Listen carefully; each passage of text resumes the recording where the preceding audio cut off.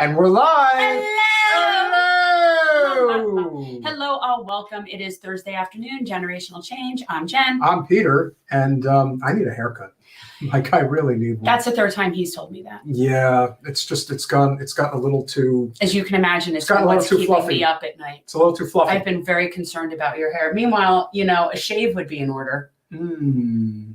I got. I mean, it's like if you're gonna bring attention to your physical appearance, I'm gonna say, instead of worrying about your hair, you could be worried about shaving. Keep in mind, this is 3 days. It doesn't matter. So I'm still a baby. Doesn't matter. 40 and I'm still a baby. I know you want to ride hair. on that forever, and that's really nice for you. But you look like a hobo when you let your hair go like that. Jen, you're not in a good mood today. Why is that? Because I feel like I'm freaking out. There is only one person in Congress that, as far as I'm concerned, didn't just sign a fascist resolution. And that's freaking me out.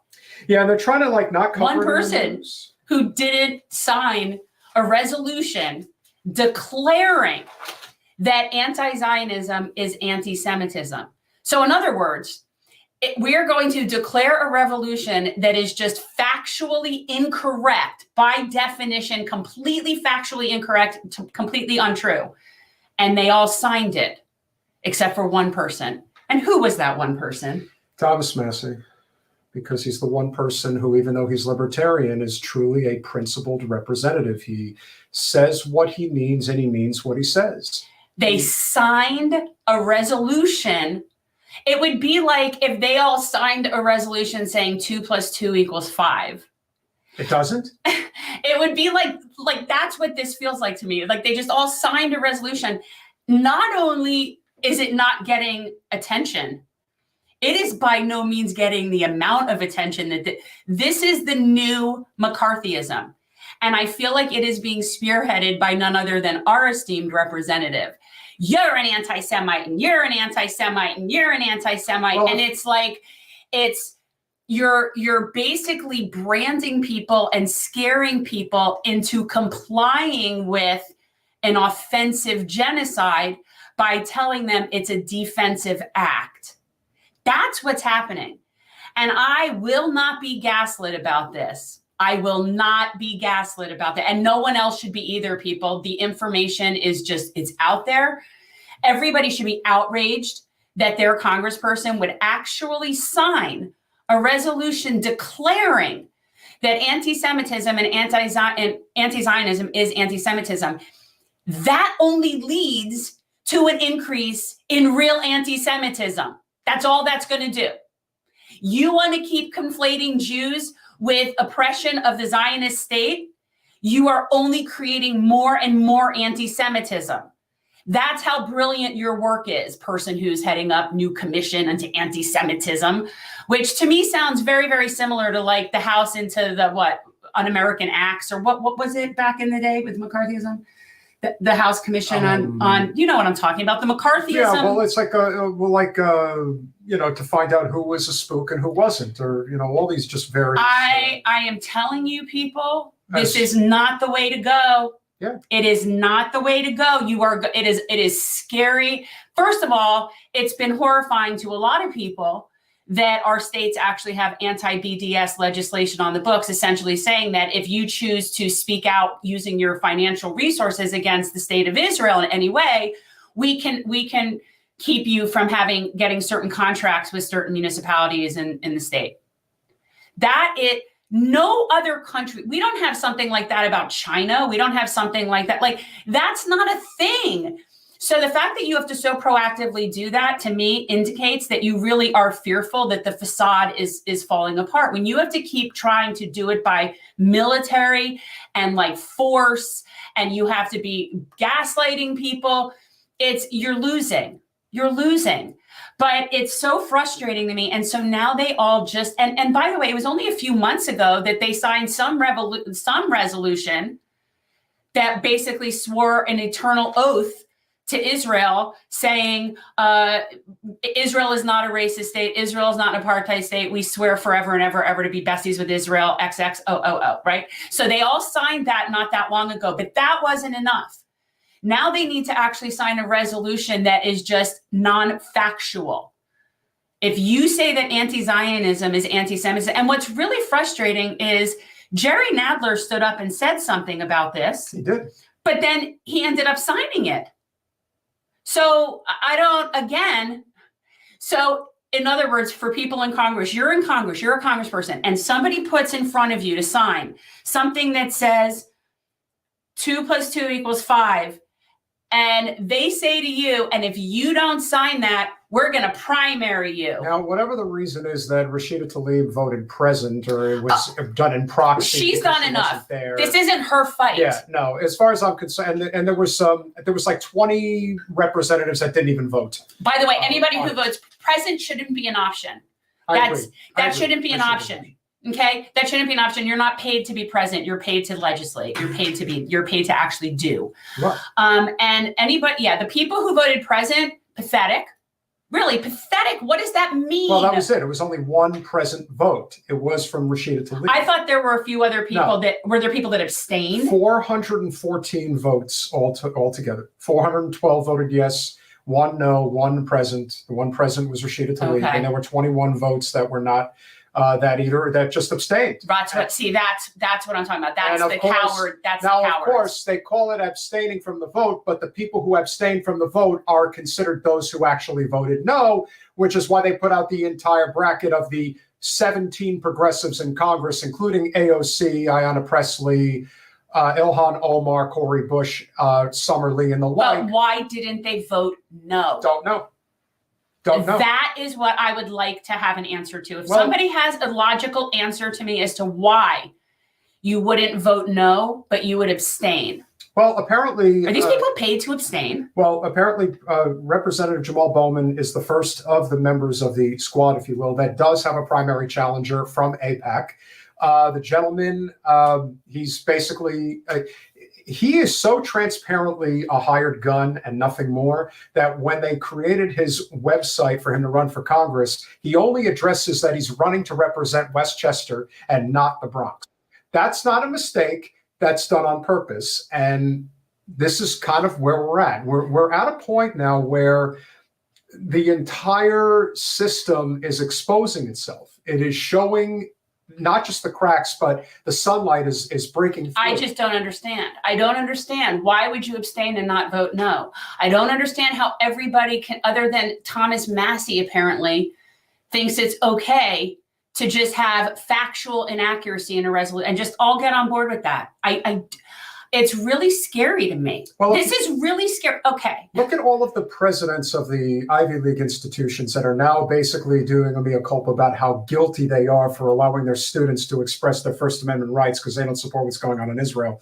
But unfortunately, because the Jewish billionaire class, which runs so many of these endowments of these major institutions, have basically said, we will pull our money if you do not get your student body in line. And so they're going on an apology tour, more or less, to say that everybody's an anti-Semite because they're saying, but this is what it's about. It's all about money and power. This is not, everyone's looking for some complicated reason as to why a person votes this way or that way. No, there's nothing complicated about it. This is all about money and power. And that's how the Israel lobby has conducted its business for a long time. To me, people, if you can't take a stand on it, if you're willing to actually sign a resolution that says something that is completely factually inaccurate because you're bullied into doing so, you ought not be in that position. You're not strong enough to be in that position.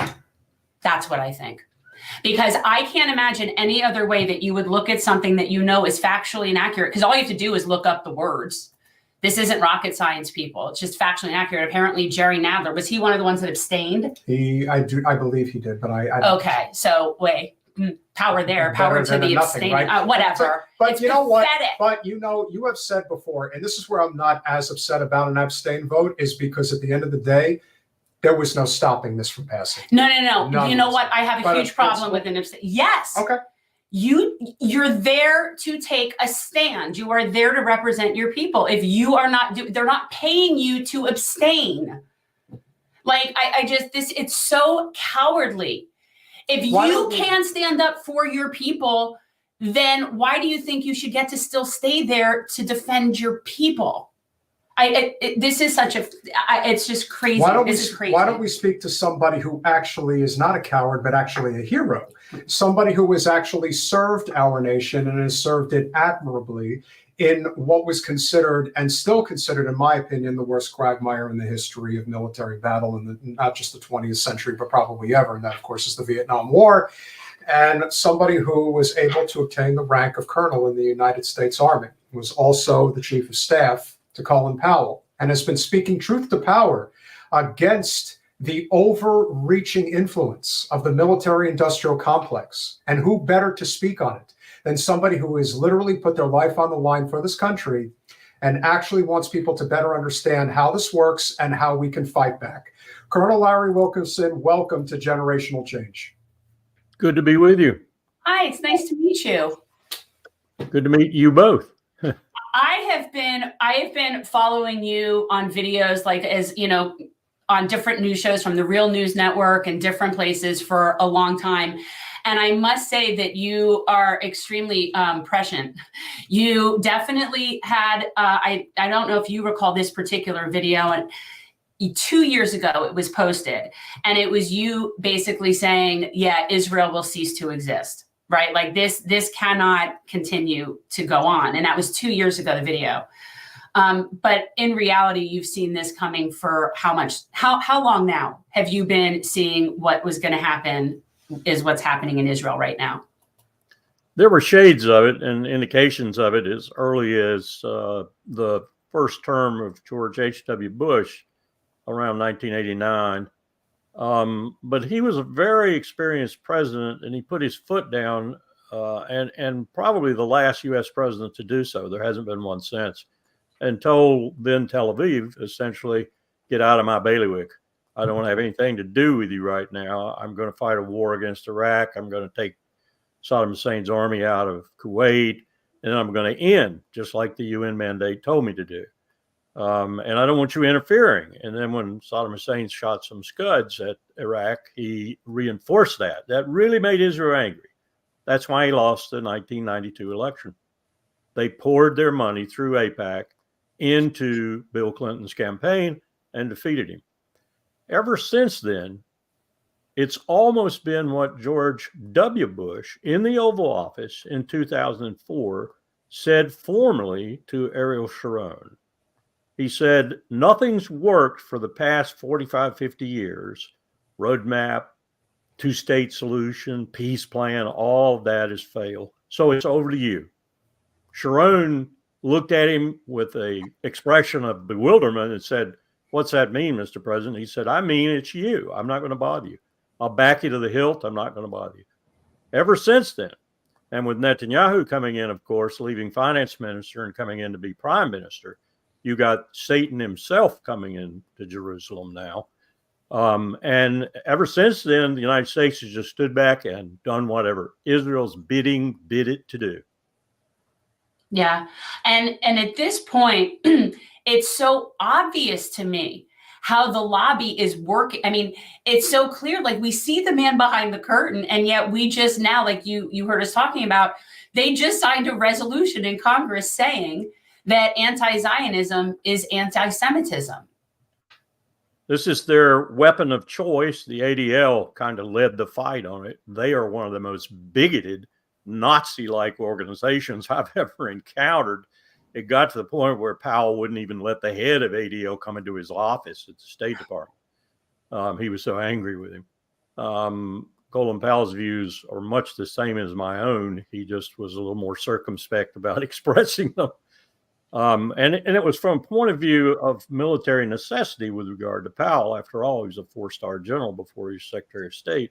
And he knew that Israel had transitioned from its status during the Cold War as being an unsinkable aircraft carrier at the eastern end of the Mediterranean, fundamentally a strategic asset on the southern flank of NATO, to being a total strategic liability.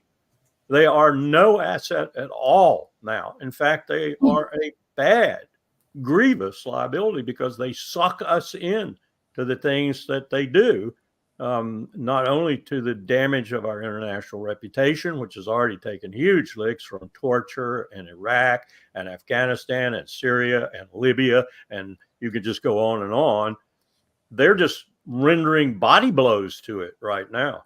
I would say, I talked with a friend of mine the other day who was telling me that, hey, you know, the choir is really only us. I said, no joke.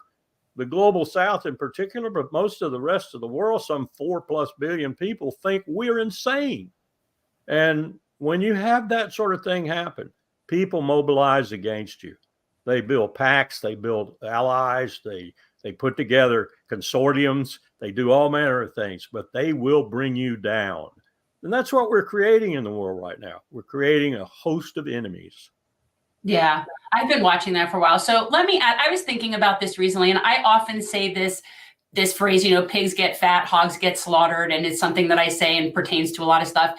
And I was just recently thinking about this in reference to Israel, because they had it made.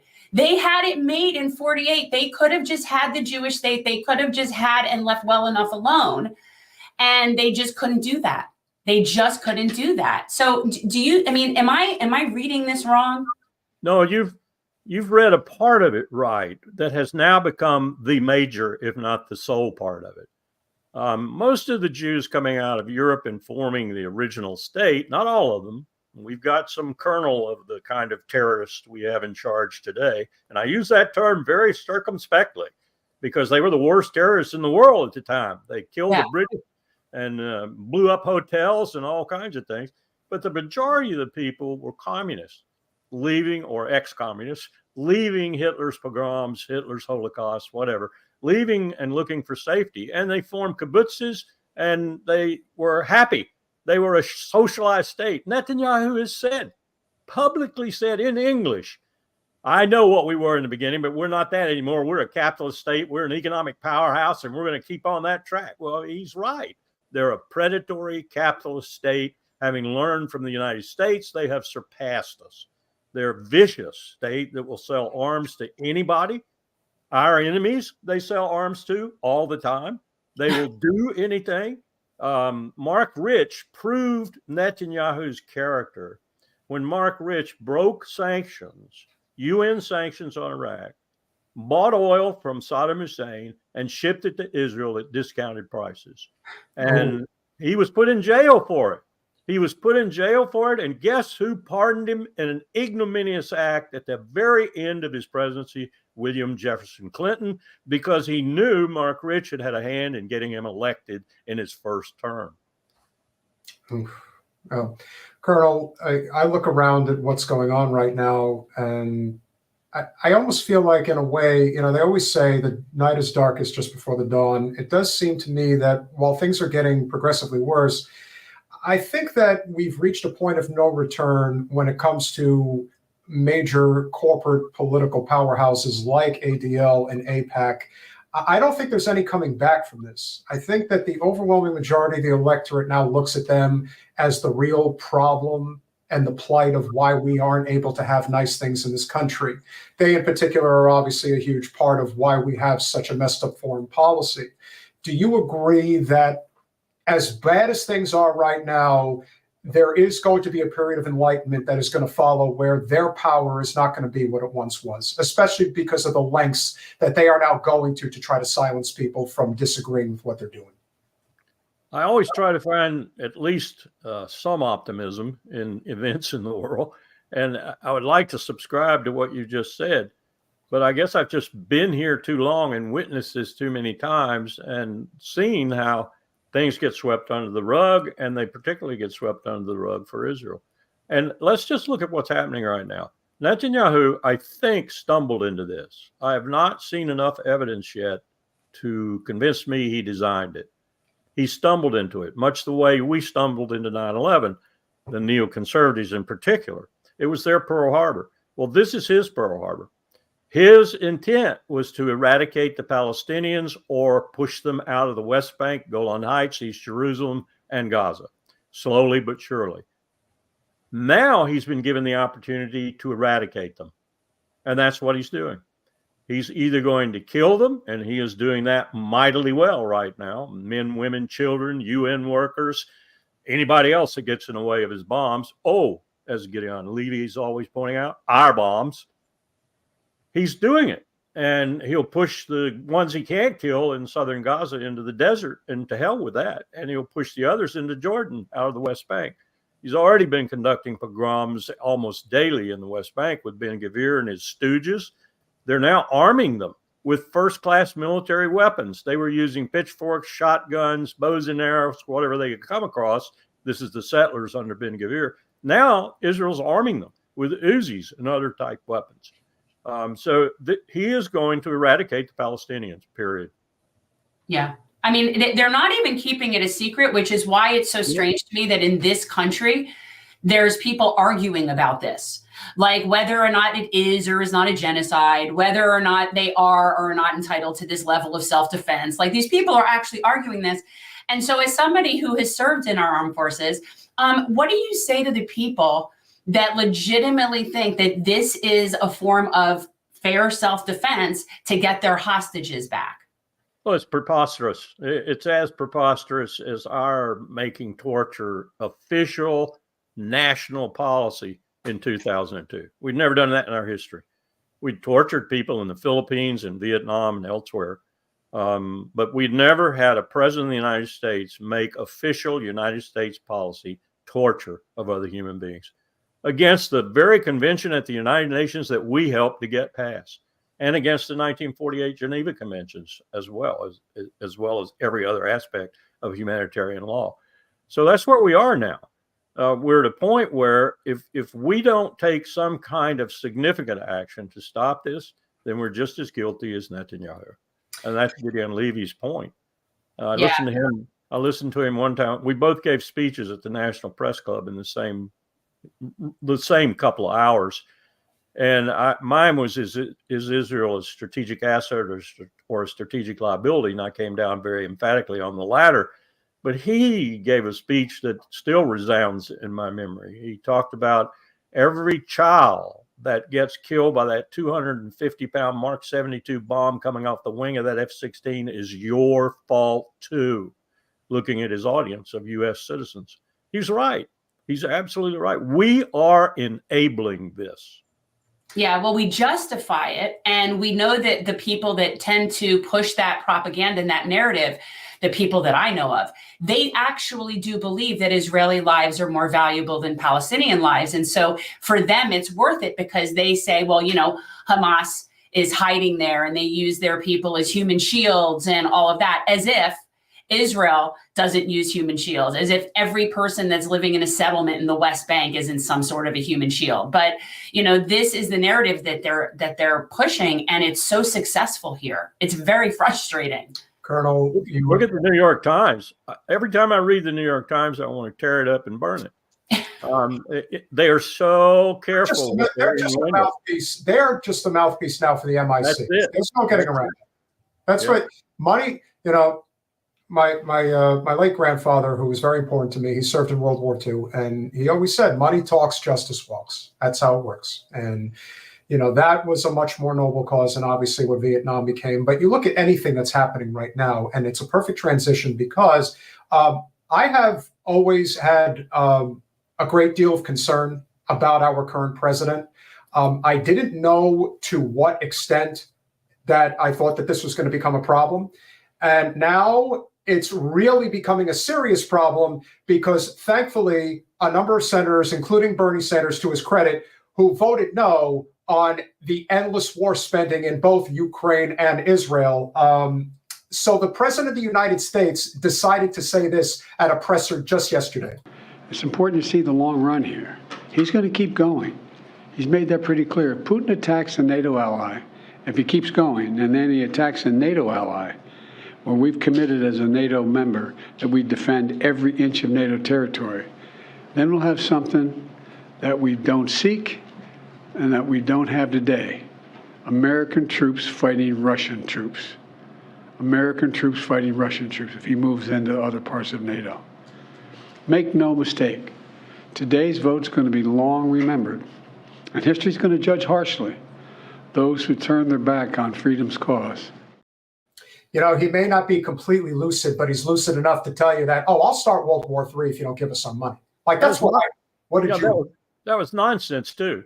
Absolute nonsense. Notice he said other NATO countries. Ukraine's not a NATO country. I'm sorry, Mr. President, they are not. And they never should have been, even in prospect, and they shouldn't be one in the future. The talk he gave, it was in New York. I was in New York. I listened to it on the radio. I just come from giving remarks at a synagogue in New York. And I'm listening to him on the radio, that address from the Oval Office, and I was stunned. Only one person, one commentator got it right at the end. He said that was a very political speech. That speech was horrible. That speech by Joe Biden essentially said, go back and listen to it carefully. He said, I am going to use the war in Ukraine and the war in Gaza to unify Americans because they're very much apart. What are you saying, Joe? You're saying you're going to use a war that shouldn't even be happening. It should have been stopped. It should be ceased immediately in Ukraine.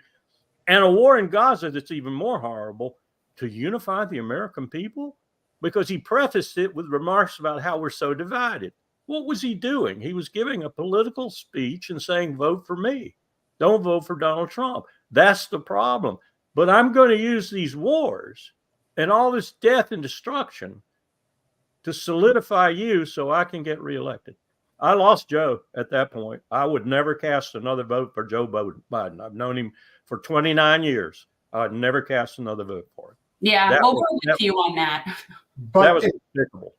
But it does beg the question, and I know I say this tongue in cheek, and I've been saying it on the show for about 2 years. It's not President Biden, it's President Blinken. I've been very clear about that I believe that he is really the person pulling the strings, because it is not Joe, and it is definitely not Vice President Well, it's not Harris. Joe after 6 p.m. Well, all joking aside, I do think that there is something to be said. You know, you've been in the game a long time. You know, the second term of Reagan's presidency was a very similar circumstance where he wasn't really calling the shots. And we've seen how it wasn't President Bush, but President Cheney, as I like to say. We end up in these very dangerous situations where somebody is basically the Wizard of Oz working behind the camera that we can't see. I think this is a very untenable situation here, because I don't trust the president of the United States, and I certainly don't trust that he's the person in charge. That's a dangerous place to be in this country, especially right now with what's going on between Russia and China, as far as I can see.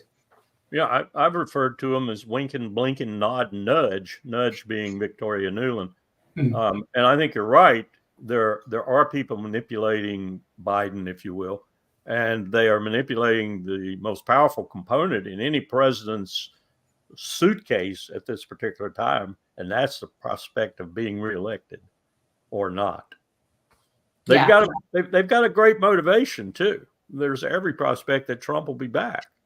And if I had to cast a vote for Joe Biden to keep Trump out of the White House, and it were that ironclad, I probably would change my mind and cast a vote for Joe Biden.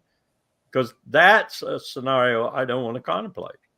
The man is a fascist, pure and simple. He's Mussolini waiting in the wings. And yet he's got a prospect of winning. Yes, he does. And Joe just keeps, I think the actions of Joe and the Democratic Party have made it easier and easier. Yeah. It's like they've done nothing to stop it. It almost feels like they're rolling out the red carpet for Donald Trump in a lot of ways.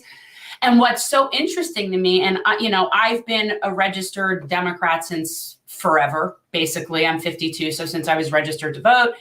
And this is the first time that I'm actively seeing GOP members are the reason that they're going to start shutting down funding or seemingly fighting against giving funding to Ukraine. And none of the Democrats are doing anything about this. Where if there's anything that's going to stop us from supporting Ukraine, go figure, it's going to be the fringe Republicans that are pushing this. That's not even fringe. It's the no, they are, because they want their border wall. That's what they're. Whatever. It doesn't matter who it is. I'll take a Republican who shuts these wars down. I won't take him for long, but these are just stupid. We have lost our way since 9/11. Majorly lost our way.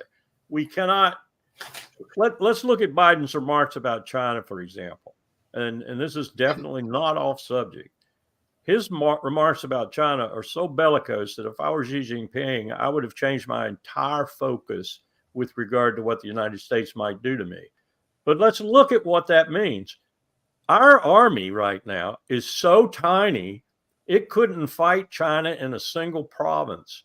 Our Air Force is 2,000 pilots short. Our Navy is a full complement of surface warships people short.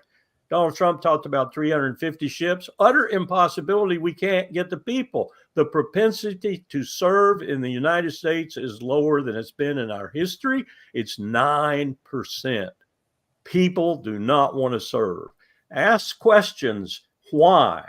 And you will find one of the biggest reasons is these stupid wars over the past 20 plus years. Yep. We couldn't recruit an army that could fight anybody. We couldn't fight Russia. He talks about defending NATO. Okay, I hope the Germans and the Finns and the Norwegians and the French will be there because we aren't. The most powerful army in NATO right now on its southern flank is Turkey. And it's almost defunct with regard to NATO. Erdogan talks as if he'd like to march on Israel, and sometimes I wish he would. That'd at least, get down about halfway through Lebanon and give them a little fright at least, because the Turkish army is formidable. It would wipe the IDF off the face of the earth. We're losing all of this, and no one's even paying attention, and we are the cause of its breakup. So, and that brings me to something that I read that you recently put out, which is bringing back the draft. And you think we need to bring back the draft. And I'm not completely opposed to this, but I wanted to hear you explain like how that would really work. And what kind of support you think that would get. Having been in all 50 states in the last 10 years and taught with grandmothers and grandfathers and mothers and fathers and sisters and brothers and exposed to them the fact that women would have to be vulnerable to the draft also. They would be. They'd have to be, because if you didn't, the first man that took a court case would say, hey, they got to come too. And you'd wind up with a court case that would eventually mean that they had to be drafted too. Yeah. Here's what the All-Volunteer Force Forum, which Major General Dennis Leitch and I formed some years ago, here's what we've put together for the Congress, which they will not listen to. They will not even listen to this. Okay, you were some 30,000 or so soldiers and Air Force short. You were some 40% short in the Army Reserves. You're hugely short for the last 2 years. Let's get the camel's nose under the tent. Let's pass legislation that says we will draft, and this is less than probably 70,000 people out of 4.5 million each year. We'll draft the shortfall. We'll draft it in the year of the shortfall for the next year, and then go on with that every time we have a shortfall. That at least gets the American people used to, once again, having conscription. It's a tiny number of people, but look what it would do for the services. It would bring that NFL linebacker into the military. It would bring that son of the president of Princeton into the military. It would bring that potential daughter of the congressman into the military. It would leaven the military, which it's not now, societally, and it would cause the president to have to think not twice or thrice, but maybe multiple more times about using them in a war. The Finns have an interesting draft system. Their draft system works this way. If you're a part of our volunteer force, we can send you overseas, as they did in Libya. If you're not, if you're a conscript, if you're drafted, you can't go anywhere. All you do is defend America, or defend Finland in this case. That's a great idea too. We'd like to see implemented. Let's draft people to defend America. Let's make the services what they should be, societally speaking, ethically speaking, not just poor people dying for rich people. That's what it is today. It's poor people being bribed. Sometimes the bonuses now are $100,000 just to sign up initially. They're being bribed to die for rich people. That's unconscionable as far as I'm concerned. If we want to continue to think that we are the indispensable nation, that's just ethically wrong. Yeah, I agree. No, nothing would level out the sort of socioeconomic gap in the military better than that. And I thought for a long time that everybody in Congress needs to have like one person that they put forward every time they want to vote to go to a war, that they like almost like the Hunger Games, they have to put forward like somebody to Good take idea. And because none of them seem to, they're very cavalier because we've allowed it to get to this point. But I agree. And I think that if you had it where it was defending this country, I've thought that for a long time, like, what's the boogeyman of Russia, right? Like, are we thinking they're going to come up on the shores and attack us? And if they do, we got to be ready and all that. And so, okay, fine. Then if people are going to be, defending us, then that would be fine. But what does defending us have to do with being in, Ukraine? Well, Putin made a statement the other day that Bill Burns, the only diplomat in the administration, period, probably picked up on this, but he's ill positioned to do anything about it because he's director of CIA rather than Secretary of State. What Putin said was this in English. He said, this is not about territory. This is about security. We should have picked up on that immediately. That means he doesn't want any territory. What he was worried about was our putting our ballistic missile defense weapon systems on the far border of Ukraine, 600 miles from Moscow, with nuclear tipped missiles. That's what he was worried about. That plus a lot of other things too that go along with NATO. So take him at his word. Let's sit down and negotiate. But that's not what they're interested in because he wants to get elected. And he said in that speech from the Oval Office, I'm going to use Ukraine. I'm going to use Gaza to get reelected. Yeah. I don't understand what Gaza is doing to him. What it's doing to him, according to my contacts in that side of the Democratic Party, it's losing him about 100,000 progressive votes a week. Colonel, why is the Democratic Party basically become the Republican Party of the early 2000s? Why is it shift so dramatically? Much as the GOP was willing to go over the cliff with Bush, the Democratic establishment and even some of what you would consider to be the somewhat reasonable Democrats willing to go over the cliff with Biden. Well, what is this all about? I think you have to go back to the very first term of William Clinton. I think Clinton made a decision that he was going to be a Milton Friedman economist president, just like Ronald Reagan had been and introduced into America. That's why we have the greatest maldistribution of wealth in this country, worse than 1929, because we went to this Milton Friedman model of laissez-faire capitalism. What it is predatory monopoly building capitalism. And what we did was create a billionaire, soon a trillionaire class of people, and we created $33+ trillion of aggregate debt. And we created interest payments on that debt that next year are going to consume the entire discretionary federal budget along with defense. There will be no other money because our interest payments on our debt are going to be well over $1 trillion. This all started with Bill Clinton when he decided to be a centrist and move the Democratic Party over to the middle where Ronald Reagan, he thought, had been.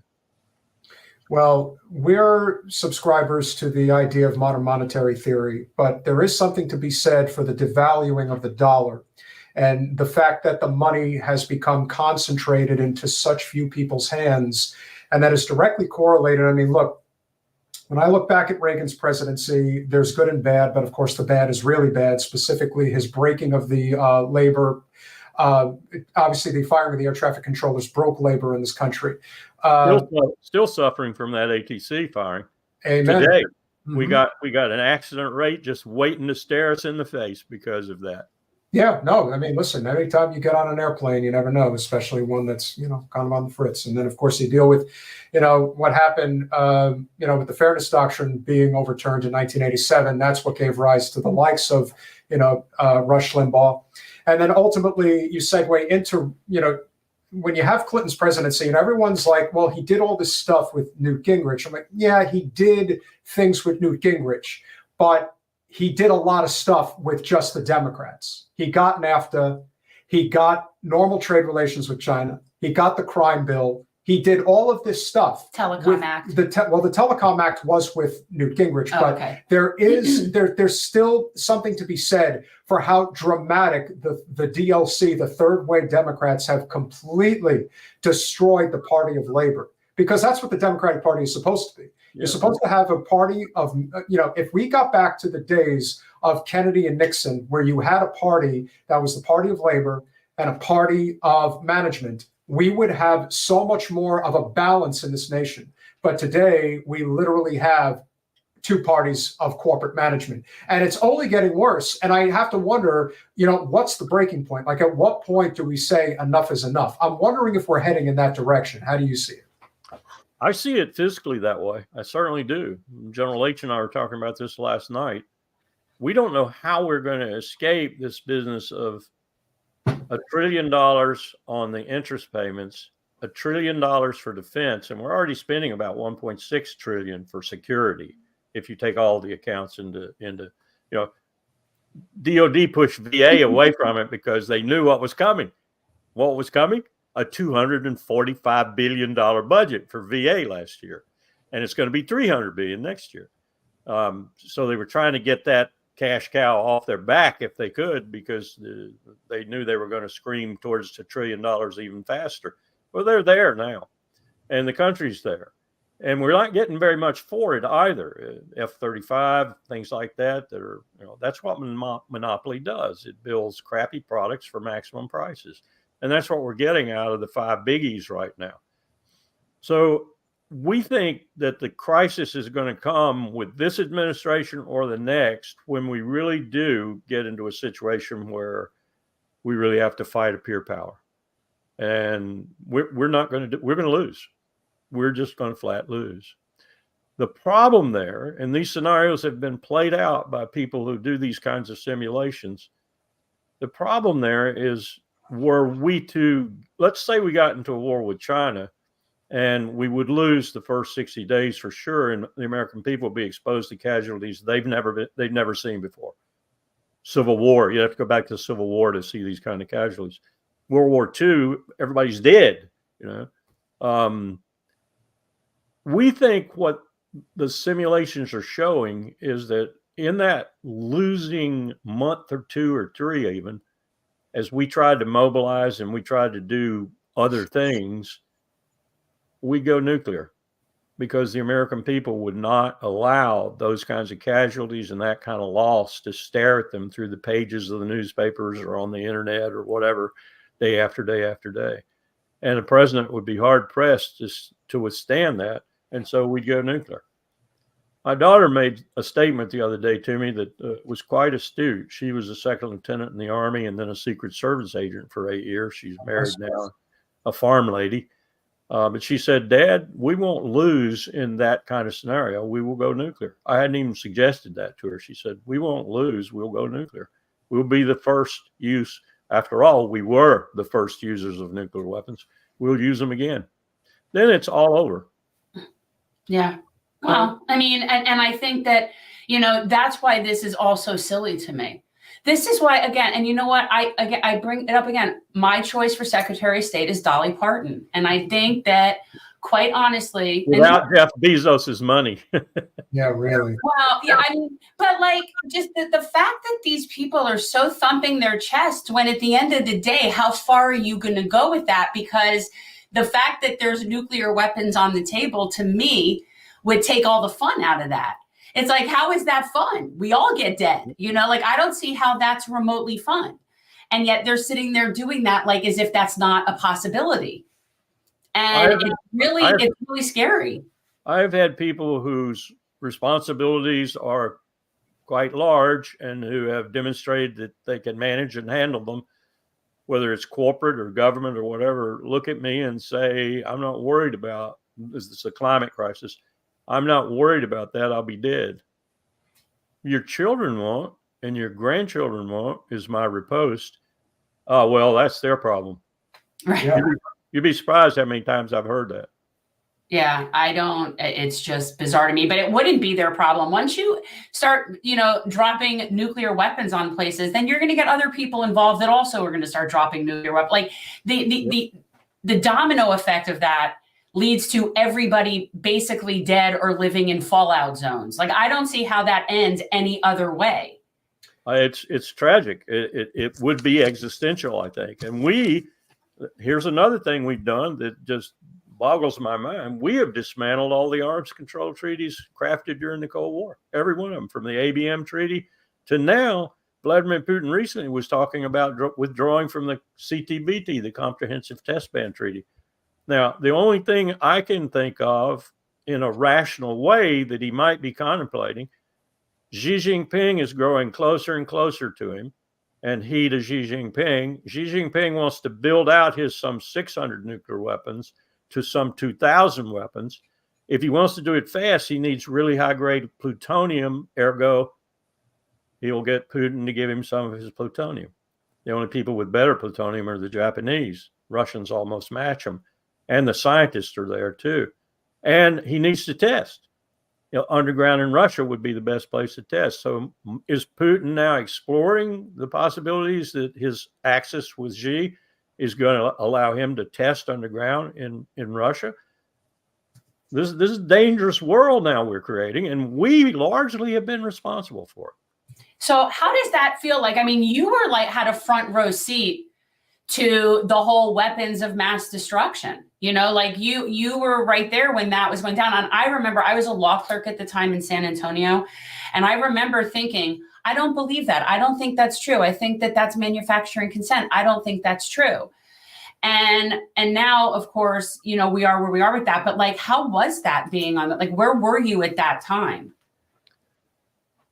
Powell said to me one day in his office, and he was deadly serious, I'm not worried about anything that Saddam Hussein might have except nuclear weapons. That's the real threat. That's the problem. And because that might be a condition that is going to become real, that is, he would become a nuclear power, I'm willing to go to war. That was the only reason that he felt there was sufficient motivation to go to war. And of course, it was all a lie. And it made it doubly horrible at the time because our intelligence, INR at state, was telling us that he didn't have an active nuclear program. But the other 15 entities in the intelligence community, including the CIA, were saying that, yes, he did. But that was the thing that scared Powell, that scared the bejesus out of him, and me too. Nuclear weapons in the hands of North Korea are scary enough. You put them in the hands of someone like Hussein was, and it becomes incredibly scary. And then you look at the point that, hey, who's got nuclear weapons and not wanting to tell anybody about it? Israel. Not a member of the NPT. Israel. Not even known where and what type. Israel. Won't let the Atomic Energy Commission inspect. Israel. Israel's the worst nuclear power in the world with regard to the few safeguards we have left. That doesn't give me comfort either. No, it certainly does not. Colonel, for all the years that you've been on Capitol Hill and have met various people, whether in the Bush administration and beyond, who would you classify as, when people think about the swamp, when they think about the worst of what American politics has to offer, I've been very adamant that the worst of our American political system are the opportunistic people who will work on behalf of corporate interests. I'm talking about the David Frums of the world, the Jennifer Rubins of the world, the Bill Kristols of the world. These are people who never served our country. They only serve their pocketbook, and they are willing to send courageous people off to die in order to make their wallets bigger. I believe that those are the worst people in politics. Who would you say, based on your experiences, are the people that are causing so much of the plight that we're living through today and have only gotten progressively worse since you've been involved in politics? Well, I would agree with the comments that you just made wholeheartedly. But I would add to that the fact that we have so many people now, not just the CEOs and COOs and VPs and such, but also some amongst the shareholders who are benefiting so majorly from these wars. I mean, they are literally making their millions from these wars, from being merchants of death. They scare me too. But back to your original comment there, I'm really concerned too about what we did with Citizens United. The allowing all this dark money to flow into all these political coffers with no accountability whatsoever has just polluted our political process and system. and people. You're right. It's all about money now. And that's the reason you have 4 stars and 3 stars leaving all the services on Monday. And next week, they're working for Saudi Arabia for $600,000 a month, or they're working for Lockheed for $2 or $3 million just to attend 2 advisory board meetings.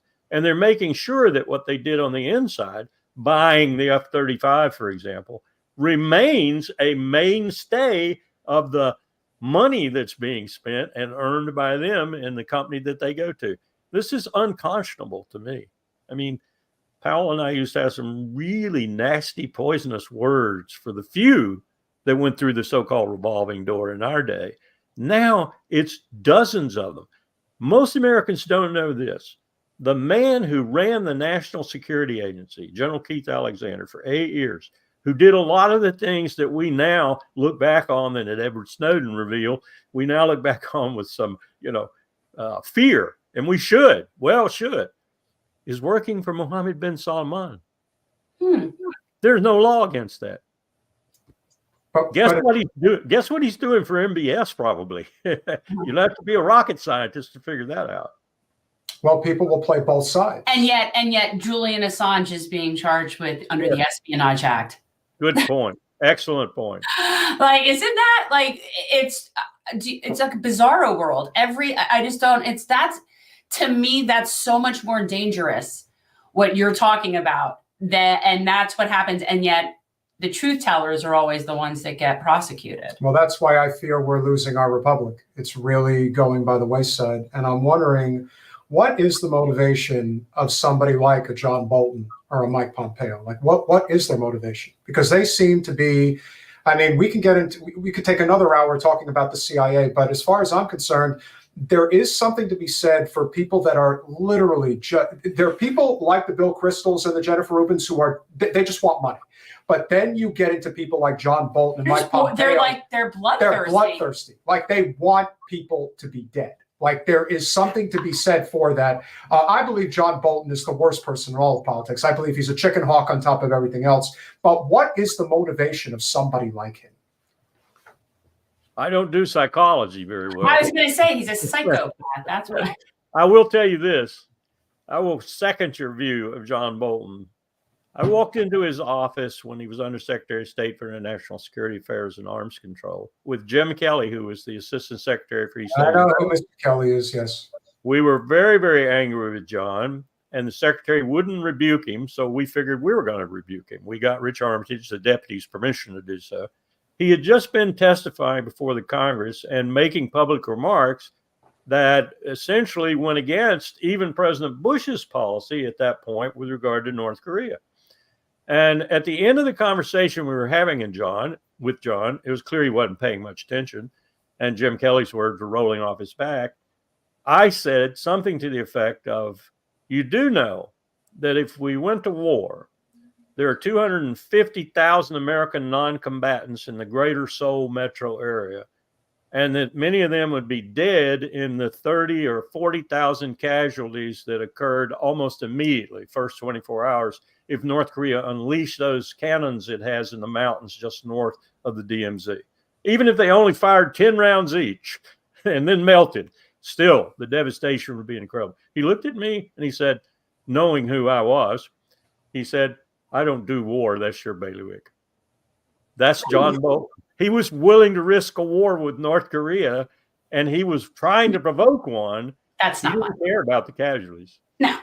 So if Donald Trump is this rogue Mussolini-like character that is basically going to throw a Molotov cocktail into the system, there are a lot of things that he did as president that made absolutely no sense. And the one that always made me scratch my head the most was, why was John Bolton literally at his side for a significant portion of his presidency? When people are looking around and saying, oh, I support Donald Trump because he's different than everybody else, you can't pick a bigger swamp dweller than John Bolton. And he didn't just pick him for anything. He picked him to literally dictate his foreign policy. There is no getting around that.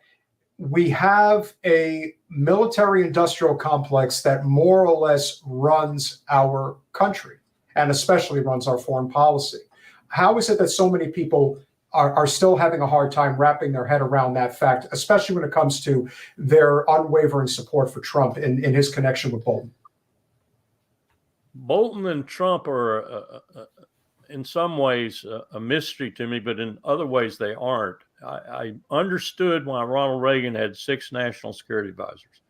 I made a close study of both administrations, first one and the second one. He had a very astute reason for having 6 national security advisors. He saw what happened with Jimmy Carter, and he saw what happened with Richard Nixon. They essentially had national security advisors who became presidents at various times, very important times, serious times with regard to national security. Zbigniew Brzezinski and Henry Kissinger. He didn't want that, so he had 6 different ones. That's the only way you can keep the national security advisor from accruing enough power to be injurious to you. I think Trump started out with that kind of idea. He took a lot of his lessons, if you will, in governing from Ronald Reagan. Yeah. And so a lot of the volatility of his national security advisors can be explained by that. But why he took on that particular one when there were other assholes, if you will, out there to pick on that weren't quite as bad, I don't know. I can't explain it. It didn't last long, though, you noted, and Bolton has been one of his fiercest critics ever since, because you can't wrong John and expect him not to spit back at you. Well, if there is one thing that I've always felt that was, if you could even call it endearing about Trump, and it channels Reagan to one degree or another, is that their instinct is not to shoot first. And that is not a common thing with the people that end up in the White House. It certainly wasn't that way with Clinton. It sure as hell wasn't that way with Bush, although I certainly believe that a lot of that had to do with Cheney. And then obviously you see what we're dealing with now. Obama as well. I mean, Obama had, 5 different, quagmire conflicts, if you will. I don't think Obama, and you could say it's Hillary Clinton, but at the end of the day, the criticisms that rightfully so are thrown in Bush's direction for Iraq, the criticisms that obviously are being levied now at President Biden for what's happening, not just in Ukraine, but in Israel. I don't feel that President Obama ever got the necessary flack he should have for what happened in Libya, and obviously what's happening still in Yemen. Our foreign policy has been absolutely out of sight, out of mind for the better part of, like you said, post 9/11. I mean, it was always heading in the wrong direction. But since then, and this is always, again, a student of history, you look at how every major empire has fallen. You just overextend yourself militarily to the point at which you're spending money and devaluing your own currency to the point at which it isn't worth anything anymore. And now people have completely lost confidence in yourself. I wonder if President Biden said, you have to go and fight in this war right now, would the armed forces have a vote of no confidence for our commander in chief? I know that sounds kind of a crazy idea, but I don't know how much more people are willing to put up with. I just think we're really losing, the powers that be are losing control over the masses. I do believe that. And whether that's because of Israel, I'm not sure. But I do believe that that is where we're heading right now. Now, what comes of it, I don't know. And it usually does get worse before it gets better. But do you believe that we are heading in that direction, that there is sort of this vote of no confidence for the powers that be, that the American people are potentially rising up to one degree or another? One of the first things I told my students at George Washington University and William & Mary in my national security course in the very first seminar was, where could they find engraved in granite anywhere on the face of this planet that America was forever? And that sort of got their attention, because much of the 15 3-hours each seminars that followed were illustrative of the fact that we're going out, and we're going out very rapidly in terms of empires in history. Their comments and their discussions in those 3-hour seminars over that 13, 14 seminar thing, and then a simulation at the end where they played the NSC, demonstrated to me that they had grievous concerns too. And they got more refined and more well articulated by the time we got to the end and to the final exam and all that. I wasn't just posturing up there. I was trying to tell these young people, who were some, in my view, of the most brilliant young people I've ever come up against. I was trying to tell them, one, they were teaching me as much as I was teaching them. And two, when they left there, they should try to do their best to change this situation. And most of my people went into government. Most of them went right to Washington or to law school and then to Washington. I hope to hell I did my little part in arresting some of this momentum, but the momentum is there. As sure as it must have been for Rome in the final days, Britain in the final days, the Ottomans in the final days, and all the rest of the empires that I asked my students, could they find me anywhere? They still existed. Yeah, I thought that too. I mean, we're on our way out. I sort of look at like the 80s was sort of like the pinnacle, and we were all living large and things were good, and we still hadn't taken the chlorofluorocarbons out of our Aquanet, and everybody was like happy, and there were no repercussions for anything. And I feel like it's been downhill since then. Well, I did the best I could, but unfortunately, it's not one person. I don't.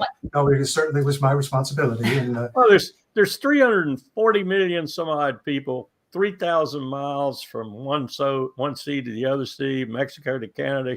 We're a vast country. So I think our downfall is going to be very, very different. I see us possibly even splitting up. You know, there was a book about 25 years ago called The 9 Nations of North America.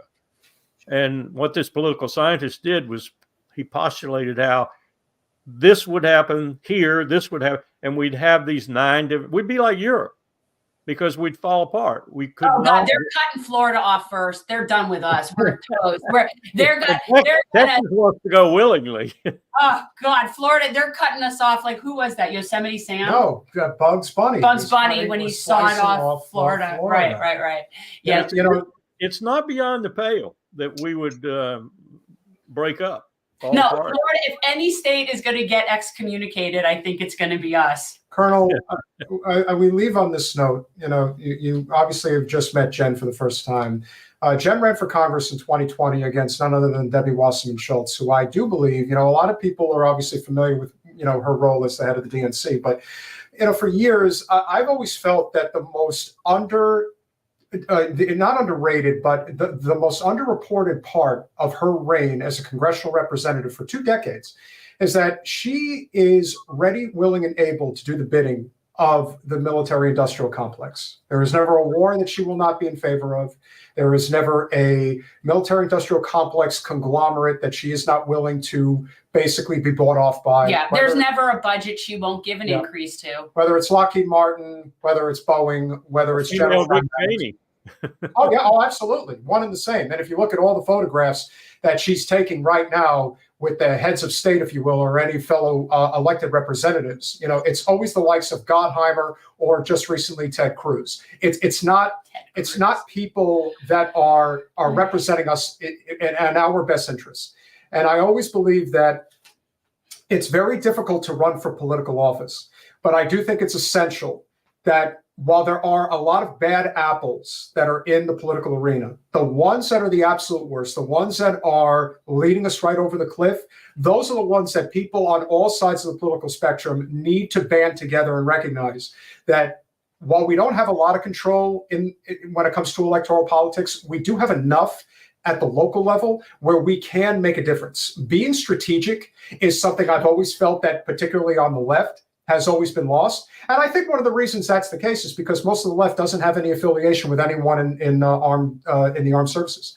They do not understand that from a military standpoint, all battles are won and lost before they're even fought. If you don't have a clear-cut strategy, much like Napoleon and just reading upon his strategy and how it was done, you can't win battles against people with more artillery and more soldier boots on the ground, unless you actually have a strategy in terms of how to attack. If you're not actually concisely attacking the political landscape in a way where you are unifying people and bringing as many people together, then you'll never win anything. What does this have to do with Debbie Wasserman? This has to do with the fact that we are represented by people like her that are the worst of the worst, and yet we never seem to be able to unseat them from power.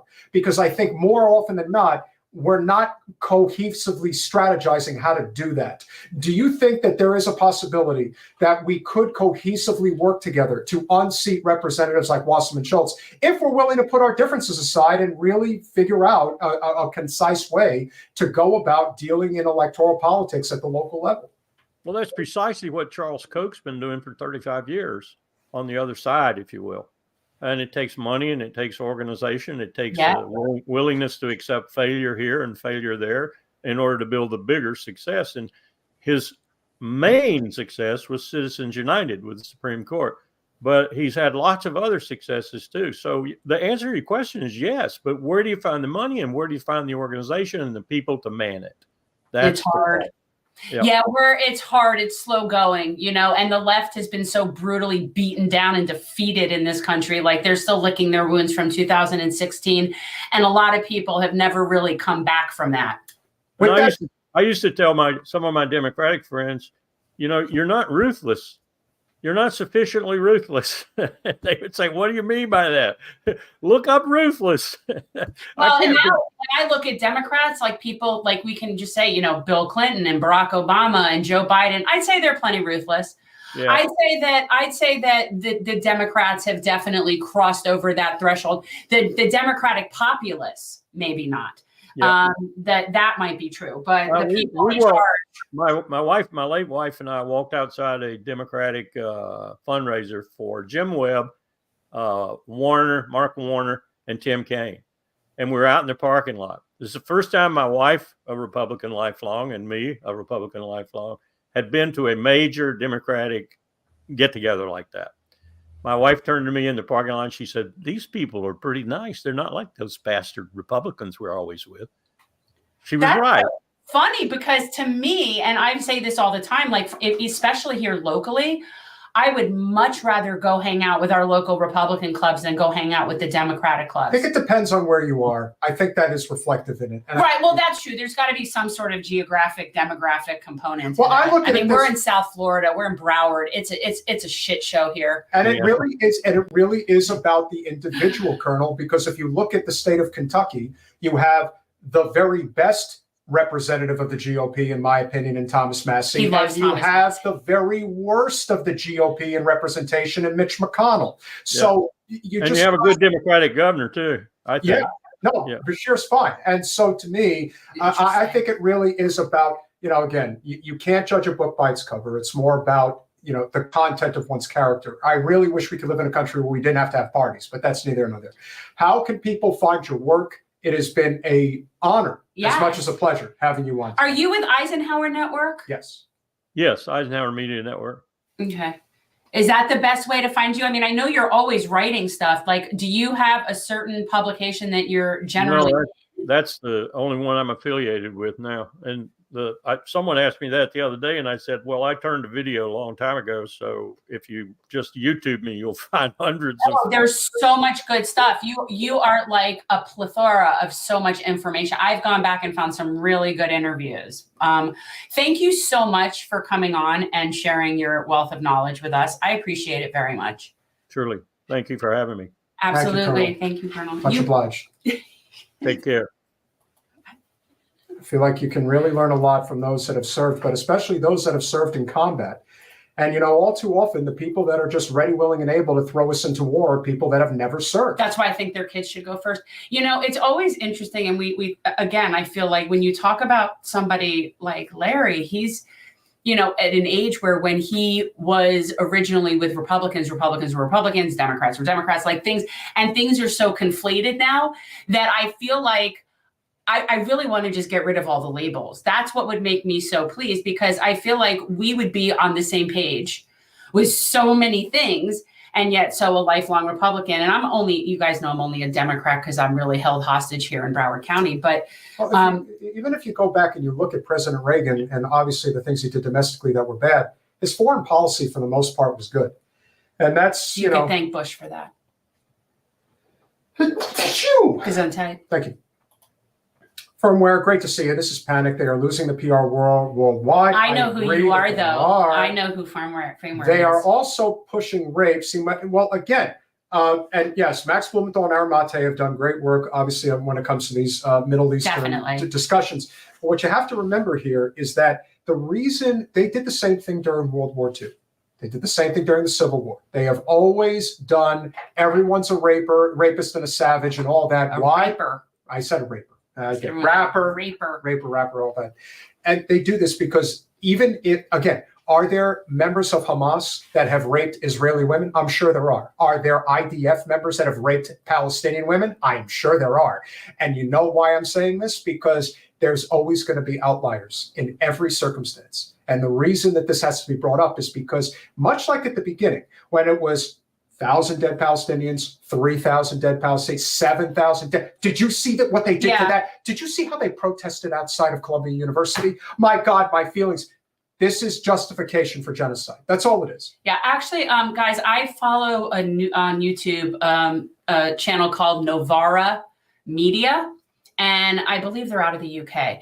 And I don't even know this guy's name, but he does a really good job. He recently on Novara Media, it was within the past couple of days, it might have been even today, this morning, they put up a video, and he's speaking with somebody who is from, I'm drawing a blank, you guys know I'm a pothead, her name, and she's with the UN in terms of like human rights. And he's talking with her about a lot of the so-called evidence of what Hamas did and how it's kind of weird. And he did a really good analysis. Colinello, here's what I will say. And this is not in defense of what happened during the Reagan administration, but there is no question that once Reagan declined cognitively, you're seeing it replayed right now with President Biden. Once that happens, the neocons or the neolibs, whatever, they take over. So while Reagan had the opportunity to help take down the Soviet Union or communism, whatever you want to call it, he was not somebody who was itchy trigger finger, let's go to war, let's saber rattle everybody. However, as we saw with Mr. Libby and other people in his administration, there was scandal after scandal after scandal. There's a great video footage of Reagan standing on the stock market floor with the head of Merrill Lynch and him basically having to tell him what to do. The difference between, if you look at where Reagan was when he ran in 1980 versus where he was in 1984, two different people, completely. And so, no, again, not a justification for what Reagan did as president, but his instinct, yes, again, I said the difference between when he was elected versus when he ran for re-election, you're talking about two completely different people. Now, you could say that that was a result of the attempted assassination. You guys are just turning into like history dorks right now for no apparent reason. Reagan did believe in peace through strength. That was his MO. But again, who do we really have in our history that we can hang our hat on that wasn't, just completely going off the rails? And, again, Grenada, Salvador. Every breath we take is a war crime in this country. Fair enough. Like, seriously, at this point, it's like, it's just, it's absurd. But anyways, guys, Novara Media did a really good piece on the rape allegations. And yeah, I recommend that channel. So kudos to Senator Bernie Sanders for voting no on everlasting war, funding for Israel and Ukraine. But yet he won't sign a ceasefire. No, he won't. I just can't. We want to believe that Bernie is doing the right thing, and obviously it's important that he votes against giving Israel and Ukraine. Well, we all know Ukraine, that's basically done. But as far as thanks to people like Matt Gaetz. The amazing thing about that's the fact, and I'm going to have to think of it that way. The amazing thing about Ukraine is that basically Russia had set out to achieve what they wanted to achieve, and they've achieved it. And had we listened to them in the first place, a lot of this could have been avoided. Yeah, but that's not our business model. No. Well, that's not as profitable. But there's a lot of evidence to suggest that there's a lot, and right now there's even a lot of good information out there about this. But basically, Putin said, "This is what I want," and that's what he's ending up with. That's basically the gist of it, minus 1 million Ukrainians that are dead or whatever. Think about all of the people that work on Capitol Hill that do this for money, and they probably knew right away that, Ukraine doesn't stand a chance. We have overextended ourselves through NATO, and Russia's going to push back, and they're going to get what they want. It's just a question of how many people have to die in order for them to get. And can I also bring up that for a large population in Ukraine, they want what Russia wants. Yeah. You know what I'm saying? Like it isn't as cut and dry as people think. When you go into like eastern parts of Ukraine, they're Russian. In Crimea, they're Russian. They want to be like, again, this is so not cut and dry. No, it's not. And everybody, we've talked this, about of it course, many is times. what happens post, again, post the breaking up of the Soviet Union. You know, it's not like you didn't have people that were just living in certain places. We just drew lines. Yeah. That's what we do. That's It's what like NATO sort of did. like, it's like gerrymandering congressional districts. That's what we did. And that's what happened with Palestine. That's how you have Jordan and Lebanon and everything, because basically they had to divide up the Ottoman Empire. So they just started drawing lines and giving this rich king this kingdom and this rich king this kingdom. And that's just how it worked. And then people are shocked to realize that it might not work. Look at what we did in Afghanistan. Afghanistan shouldn't even be a country. It's not meant to be. It's so many different tribes and regions that Westerners drew a line around and said, you're a country. And then we're so surprised that shit don't work out that way. Can we cover before we go? I don't can want to talk about it. It's so stupid. I think I think It's there's some merit. stupid. I think there's some merit.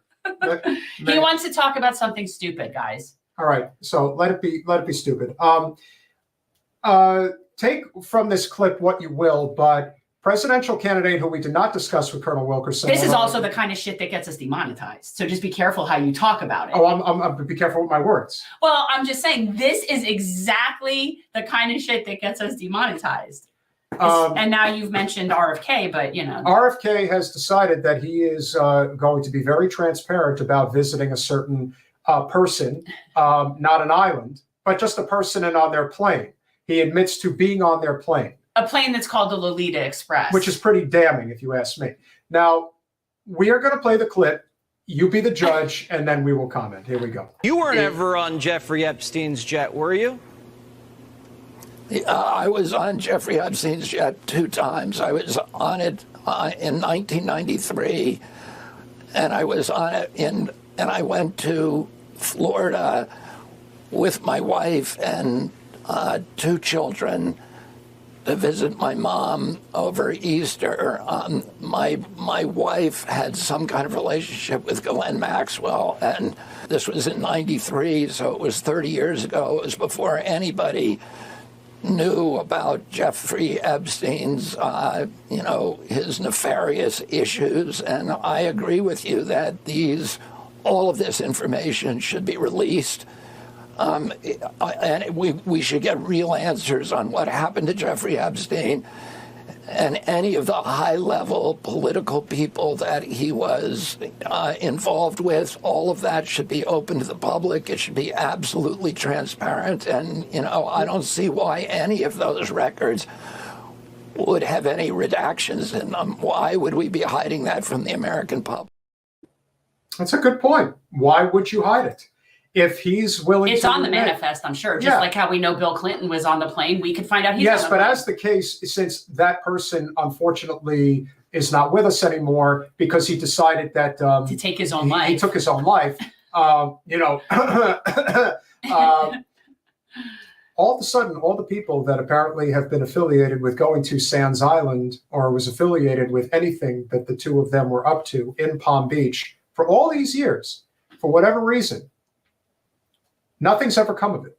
I agree, Donald James. I think he is telling the truth regarding this. I have no reason to think otherwise. And I also have issues with him for other reasons. Like that's sure. Why this story bothered me, because I feel, to me, it's irrelevant. No, I don't think it's irrelevant. And I'll share with you why I don't think it's irrelevant, because I think that this is a story that they're going to try to, I think again, I don't know what the GOP is going to do. Even though the Democrats are not going to bring this up. I don't think that they will, because I think that there's just there's too many problems with people that are affiliated with it, particularly Hillary Clinton. Bill Clinton. Well, right, but she's the one who seems to be most still in have her hands in this shit. Prove me wrong, guys. I don't believe Trump has ever been to the island. I know he's obviously I don't think he's been. I know that he's affiliated with the person who will not be named. He who shall not be. But I mean, I don't. Again, my point is that. So So RFK was on the plane. Yeah, and Colinello, I think it's Maxwell, not Epstein. I could have been, but no. And I think Epstein was essentially working for her. Yes, I agree with that as well. I think, or well, look, because of her father. Yeah, I mean, she was the one who was highly connected. She was the one who obviously knew all the people. Just the fact that RFK said that right there, his wife had a relationship with her. It's like, that's the person who was on the inside. He was just a very depraved and sick human being who also had a lot of money and was able to sort of live this fun life. And he was able to have like whatever fetishes and whatever his stuff. And he was able to do that basically with complete, abandon because of all the other big name people who they had the goods on. And that's really all it is. But I think she's much more of the problem. And again, that was a good point that was made the other day about that's why we haven't been watching, nonstop footage of people that were involved on his island, because she is still alive. She hasn't pulled the kill switch. Well, that's another good point. And that also speaks to why I do think that this is pretty significant for two reasons. The first one, of course, is that I do think listen, it doesn't necessarily have to come from Trump or from Biden. It just has to come from one major super PAC who doesn't want any part of RFK messing with the electoral outcome. But I don't see there's no there, though. I understand, but remember, they can create things out of thin air. Okay, so now you have him. So the fact that he's admitted it, they could say, oh, he's actually been on the plane. Well, he has admitted he's been on the plane. And if he's ever been to the island, that will come out. Like, that will be disclosed if that is I don't think he would lie. So the fact I don't think he's been to the island. He said he hasn't, and I don't think so. You would obviously have to have ironclad proof that he has. I could tell you that Bill Clinton has. Yeah, but RFK doesn't at all give me the pederast or lechy creepy vibes. So he just doesn't. So the issue here is, is RFK actually going to push to get those names released, or even a question of getting the names released, having people have to come to terms with what they've done, and if there's going to be any kind of justice that will be done on behalf of those that have suffered. I mean, again, we're not going to go down the rabbit hole because we're not in that life. No one actually knows what goes on at these private parties in Palm Beach and San Francisco and Catalina Island. You're not in that world. You don't know what actually goes on. You don't know what I know. You don't know where I've been. So you may know. Jensen Mossad herself. That's why she's so adamant about taking them down, because she knows how evil and depraved they really are. It's a problem. And what Larry said is true. Like, their terroristic acts from the inception of the state of Israel have no rivals up to this point. Like, the stuff that they did, if anybody knows a thing or two about terrorism, it's the IDF. That's very true. And I also think that it is even more and more obvious that, especially over the last, anything post-World War II, that what you have with the Mossad is basically political blackmail. And this is what ends up happening. Now, do I think that there are ready and willing participants of these heinous acts? Absolutely. But I also think there are people who end up in entrapment. They didn't want to be involved in this. So, Connor says you thought the pedo stuff happened on the plane. You know what? I'm sure it did too. Like, I don't see why it wouldn't have also. And I know that they did use the plane for trafficking purposes, and I do believe that. But that doesn't mean that every single trip that plane took with every single passenger on it, like i.e. RFK and his wife and their children, that it happened on that flight. So I do believe that a lot of things probably did happen on that plane. But a lot of other things have happened on that plane, as in fact was an airplane. Yeah, the only thing that you could really say in regards to whether or not RFK is fudging the truth in any capacity is check it. Well, his wife is deceased and his two children were very young. So again, no, but first of all, I'm sure his name's on the manifest. It doesn't really matter, and that's the thing. It's like if you're digging to find something where there's nothing, let's focus on stuff that we do know. This is why that story bothers me, because there's no there until there's there. So what I will tell you is that regarding RFK and why I still think that he actually is a threat. I got invited to one of his fundraisers tonight. I will not go. First of all, I'm not donating to RFK, and I'm not especially going to spend the type of money, which apparently is $1,000 a head, in order to attend. When you're fundraising at that type of level, when you're bringing in that type of money on a regular basis, that's a serious campaign. It just is. And so I think ultimately people are going to be looking in other directions for political affiliation away from the likes of Donald Trump and Joe Biden. And I'm way more scared for his safety than his reputation. I would agree for with that as well. I mean, like I would feel the same way about Dr. West if he was in anywhere of an untenable position. That if he had those numbers, like RFK does. RFK has serious numbers. He's in the 20s now, and we are 11 months away from the election, and there is a lot that can happen. Remember, you got to get the two other people are old and decrepit and dealing with a lot of stress right now. And then some. Yeah. And RFK has proven to be a very able-bodied person. He's very sharp on a lot of issues. He is a complete failure when it comes to the issue of Israel, and I think that will be his demise in many ways, because the lane is open. We've said it. If you're going to if there ever was a time to stand with the Palestinian people and make it a political football to your advantage, it's right now. It's right there for you to take. You were right on Ukraine and Russia. You are dead wrong on this issue, and whatever you think you're going to garner. Now, granted, like Yad he likes Rabbi Shmuley's tokas. He likes it quite a bit.